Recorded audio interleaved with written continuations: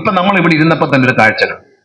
മാധ്യമങ്ങൾ അതിനെ എങ്ങനെ വളച്ചൊടിക്കുന്ന കരുതില്ല. ഞാൻ ഇവിടെ ഇരിക്കുമ്പോൾ ഒരു പ്രൈവറ്റ് ബസ് ബഹുമാനപ്പെട്ട MLA പ്രസംഗിച്ചുകൊണ്ടിരിക്കുക. 15 വരുവാന്ന് അദ്ദേഹം വിചാരിച്ച്.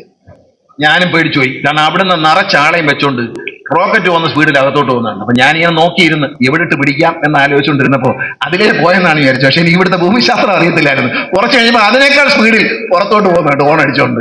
ഇതിനകത്ത് ഇത്ര ഹോൺ അടിക്കേണ്ട കാര്യം എന്തൊരു ബസ് സ്റ്റോപ്പല്ലേ, ബസ് സ്റ്റാൻഡിനകത്തല്ലേ? നിങ്ങളെല്ലാം കണ്ടോണ്ടിരിക്കുക. നമ്മളെല്ലാം അത്ഭുതപ്പെട്ടു. ഫയർ എഞ്ചിനാണെന്ന് പ്രസംഗിച്ചുകൊണ്ടിരുന്ന MLA തെറ്റിദ്ധരിച്ച പോലെ ഞാനും തെറ്റിദ്ധരിച്ചു. ഇതെന്താണ് ഇങ്ങനെ പാഞ്ഞു വരുന്നത്, എന്തെങ്കിലും ബ്രേക്ക് വല്ലതും പോയി വരികയാണോ എന്ന് വിചാരിച്ചു. അദ്ദേഹത്തിന്റെ പെർമിറ്റ് പോയി എന്ന് മാത്രമേ ഇപ്പൊ പറയാനുള്ളൂ. അത് പോയി, അതിലൊരു വിട്ടുവീഴ്ചയില്ല. ഇത്രയും ജനപ്രതിനിധികളും ഇത്രയും മാധ്യമങ്ങളും ഇത്രയും ജനങ്ങളും കൂടിയിരിക്കുന്നിടത്ത് ഇത്രയും വേഗത്തിൽ വണ്ടി ഓടിക്കേണ്ടതല്ല. റോഡിൽ അപ്പൊ എന്തായിരിക്കും? ഈ ബസ് സ്റ്റാൻഡിന്റെ അകത്ത് ഈ ഒരു വഴി ഇങ്ങോട്ട് കയറി വരുന്നതിനകത്ത് ഇത്രയും വേഗത്തിൽ വണ്ടി ഓടിക്കുന്ന ആശാൻ പുറത്തെന്ത് വേഗത്തിലായിരിക്കും ഓടിക്കുന്നത്? അപ്പൊ ഈ സാധാരണ പറയില്ലേ, അരി ഒരു പാത്രത്തിൽ ഇരിക്കുന്ന ചോറുണ്ട് എന്തോന്നറിയാൻ എല്ലാ അരിയും ഞെക്കണ്ട, 2 എണ്ണം ഇത് 1 എണ്ണം ഞെക്കിയാൽ മതി. ഏരിയയിലെല്ലാം ഞാൻ പറയുക, പതുക്കെ ഓടിച്ചോളുക. ഓവർ സ്പീഡ് പറ്റത്തില്ല, റെക്ലെസ് ഡ്രൈവിംഗ് പറ്റത്തില്ല. അപകടകരമായ ഈ ഡ്രൈവിംഗ് മത്സര ഓട്ടത്തിനെതിരെ ബഹുമാനപ്പെട്ട ഹൈക്കോടതി 2 തവണ ട്രാൻസ്പോർട്ട് കമ്മീഷണർ, ഇപ്പൊ ട്രാൻസ്പോർട്ട് കമ്മീഷണറെയും ട്രാൻസ്പോർട്ട് സെക്രട്ടറിയും ബഹുമാനപ്പെട്ട ഹൈക്കോടതി നേരിട്ട് വിളിപ്പിച്ചിരിക്കുകയാണ്.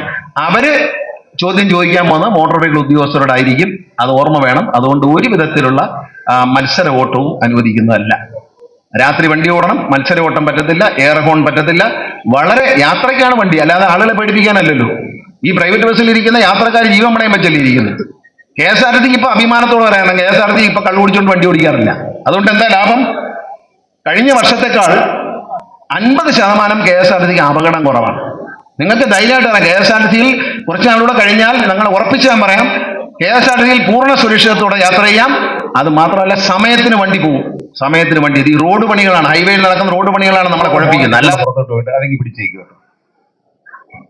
അത് നമുക്ക് നിയമപരമായി അത് വേണം. നമുക്ക്